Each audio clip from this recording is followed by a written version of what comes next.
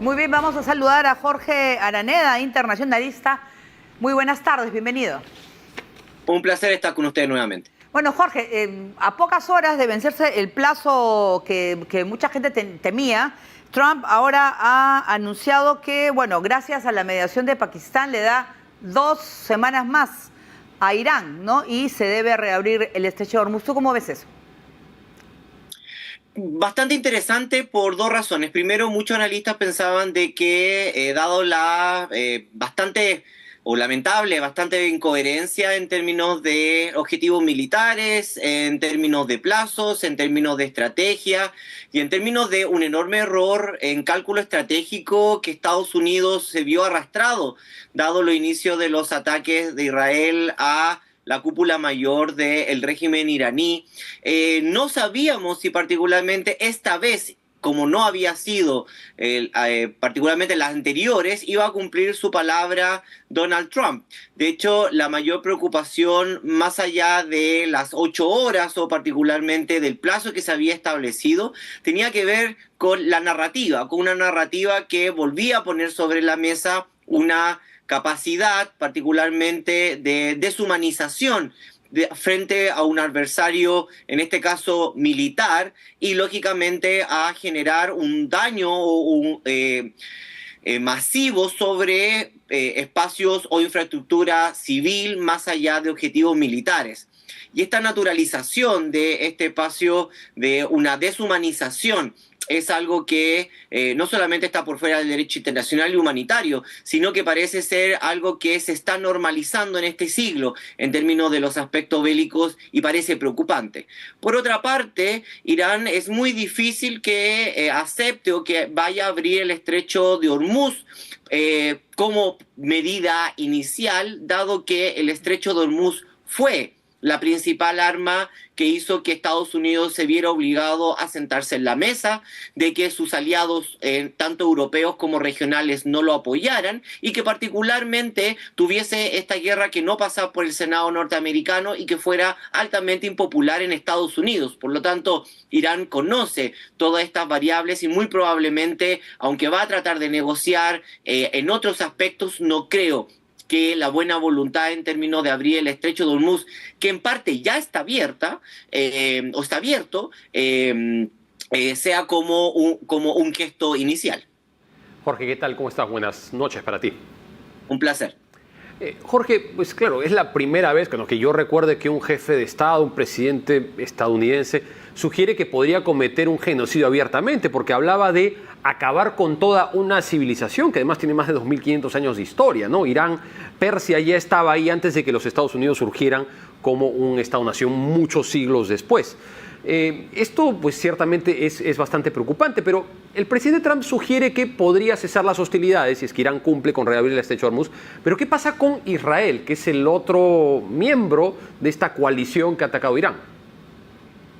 Bueno, ahí está la gran pregunta porque existen dos aspectos. Primero, sobre el comentario, claro, el mundo persa, el mundo farsi existe mucho antes incluso de que el inglés anglosajón existiera, por lo tanto es una cultura o una civilización extremadamente milenaria. Incluso antes que la Europa conociera filosofía o ciencia, lógicamente estas civilizaciones más asiáticas, por decirlo de alguna forma, ya se habían conformado. Pero más allá de eso, el gran temor es ese. Irán sabe y lo ha visto no solamente en términos de la narrativa que ministros de Estado de Israel, incluso el primer ministro Netanyahu, ha expresado en términos de la deshumanización hacia los mismos palestinos, que parece ser una narrativa que lamentablemente el presidente Donald Trump también ha incorporado.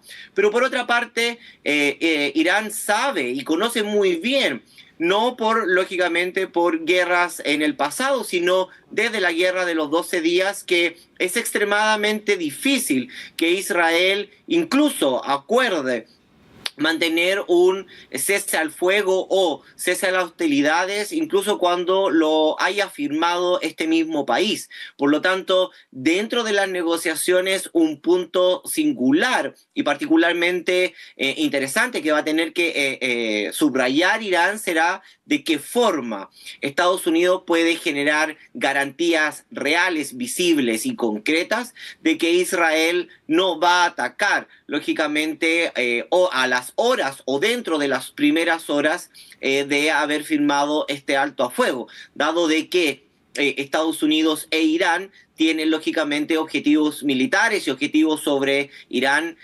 bastante disímiles. Israel lo que trata de buscar es que Irán se termine convirtiendo en otro estado fallido, que se parezca mucho más al Líbano o Siria y que no le pueda proporcionar los servicios básicos a sus ciudadanos. Por otra parte, Estados Unidos tiene otros aspectos, objetivos militares mucho más concretos. Así es, Jorge. Antes de seguir, vamos a hacer una pausa, pero yo quería quedarte con la pregunta porque estaba leyendo que la Casa Blanca ha informado que Israel también forma parte de este alto al fuego de 2 semanas y ha acordado suspender sus ataques contra Irán mientras continúen las negociaciones. Vamos a ver qué pasa en las próximas 2 semanas porque hoy, antes de la tregua, también hubo ataques en Irán. Vamos a hacer una pausa y regresamos contigo, Jorge. Bien, seguimos con nuestro invitado, con Jorge Araneda. Estábamos hablando, Jorge, que, bueno, según la información ya la Casa Blanca, Israel también formaría parte de este acuerdo. Ahí la cosa sería esas 2 semanas que pueda suceder. Si realmente todos los actores involucrados cumplan, ¿no? Con no agresiones y que pueda, no sé, ver una negociación para un acuerdo de paz definitivo. ¿Tú cómo ves la situación? Veo la situación bastante compleja dado la historia reciente, no solamente donde Estados Unidos e Israel se han comprometido alto al fuego, ya sea en términos de Gaza, Siria, Líbano, en los últimos años, y lamentablemente, sobre todo en particular, Israel ha violado los ceses de hostilidades en innumerables ocasiones, no solamente incluso atacando organismos de las Naciones Unidas, sino también de alguna u otra forma sobrepasando las resoluciones de la Asamblea del Consejo de las Naciones Unidas en varios aspectos. Por lo tanto, va a ser bastante complicado en una época electoral que Irán, lógicamente, no pueda o no quiera, lógicamente, atacar si es que vea algún ataque bastante probable o posible para sus objetivos estratégicos. Eso por una parte. Por otra parte, cuáles van a ser los puntos a la negociación, sobre todo lo que tiene que ver con el Estrecho de Hormuz. El Estrecho de Hormuz todavía sigue abierto para algunos tipos de embarcaciones de países que Irán no considera enemigo, por lo tanto se puede eludir, se puede, generar un espacio en donde el Estrecho de Hormuz todavía continúe bajo control de Irán, pero tendrán que volver a negociar, lógicamente, quién puede entrar y quién pueda salir. Eso por una parte. Pero por otra parte tiene que ver con las sanciones. Hay una reconstrucción que Irán necesita. Y para eso va a requerir de las 30 universidades que lógicamente perdió y de una infraestructura que ya no posee. Y ahí va a ser un punto bastante interesante a negociar en términos de cómo se puede reconstruir este país. Y por último, y quizás más difícil de lograr, es que Irán quiere una paz perpetua con Estados Unidos, quizás nunca con Israel, pero sí la quiere con Estados Unidos, porque no quiere que esta guerra vuelva a aparecer en 6 meses o en 3 meses o en un año, como fue el periodo, entre comillas, de Guerra Fría o de statu quo que se mantuvo entre la guerra de los 12 días y el actual conflicto, en donde al parecer lo único que se generó fue un rearmamento estratégico militar para ver quién atacaba primero y volver lógicamente a la misma situación geopolítica. Claro, Jorge, bueno, desde el inicio de la revolución iraní, a fines de los 70, dentro del diseño estratégico iraní estaba el lograr expulsar a los Estados Unidos de la región. caracterizaron siempre a Israel como el pequeño Satán y a Estados Unidos como el gran Satán, ¿no? Pues claramente la posibilidad de que haya una normalización de lazos con Israel se ve bastante lejana y es un país que, bueno, que va a seguir estando ahí, ¿no? Pero Jorge, ¿qué piensas sobre lo que ha dicho el presidente Trump? Ha dicho que los objetivos militares ya han sido cumplidos, pero la pregunta sería, si los objetivos militares han sido cumplidos, ¿cuáles son? ¿Y cuáles han sido los objetivos políticos? Porque si en una guerra no se consiguen los objetivos políticos, no se gana. Bueno, particularmente Estados Unidos lamentablemente ha tenido este tipo de sucesos no solamente en Afganistán, en Irak, en Libia, en Siria, sino también en otros espacios en donde lamentablemente de alguna u otra forma sí ha podido conseguir los objetivos militares en términos de producción, almacenamiento o distribución de armas, pero no ha conseguido particularmente generar un cambio político. Y esto tiene que ver con algo bastante singular.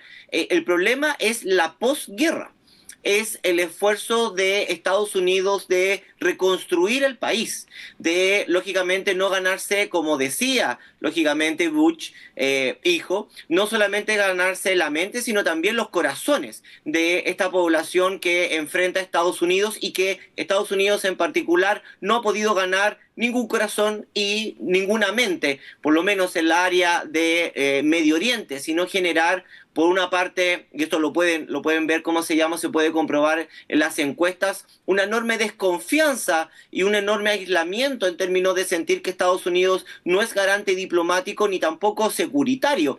Por otra parte, y ampliando un poco la pregunta, que es extremadamente interesante y un poco como se llama central en la discusión, tiene que ver qué va a pasar con el Golfo, qué va a pasar con este equilibrio de fuerza, con esta arquitectura de la disuasión y la gestión del riesgo que ofrecía Estados Unidos y que le había prometido a el Golfo que al externalizar su sistema securitario, Estados Unidos los iba a proteger de cualquier amenaza. Lógicamente, en este mes y semana, lógicamente, cada uno de los países del Golfo, desde Kuwait a Arabia Saudita, pasando sobre todo por Emiratos Árabes Unidos, se dieron cuenta de que Estados Unidos no es garante de la seguridad, en tanto de que le ofrecía ser el disuasor, generar una disuasión de sus enemigos, a la vez que era él el actor beligerante activo. Por lo tanto, una contradicción de términos en el teatro de la guerra. No, y además, Jorge, un poquito también va a servir esa tregua, esperemos, para poder bajar los ánimos también, no solamente de los países que están en conflicto, sino también para la economía. Estaba leyendo que el barril de Brent ha caído un 5,7% en cuestión de minutos ante la oferta de esta tregua de 2 semanas, ¿no? Entonces es también la economía del mundo, está muy pendiente de lo que pasa en el Medio Oriente, ¿no? Entonces esperemos que todo pueda pasar realmente, que se pueda mejorar la situación, aunque difícil, pero esperemos. Sí, por supuesto, todos y cada uno de las personas que han visto este lamentable conflicto, no solamente saben desde el punto de vista de los analistas, pero también de los periodistas, que Irán va a seguir estando ahí, probablemente su régimen va a seguir estando ahí, y la conformación, el reordenamiento de la región va a tener que llevar un curso, y ahí Estados Unidos puede ser no solamente un actor positivo, no beligerante, o puede ser, lógicamente, el nuevo desestabilizador regional de una zona que lo que más necesita es estabilidad, no solamente económica, sino sobre todo política y social. Bien, muchísimas gracias pues a Jorge Araneda, internacionalista, que ha estado con nosotros, por supuesto. Gracias por estar en el programa en Geomundo. Un placer. Muy bien, nosotros de esta manera, bueno, ponemos fin a nuestro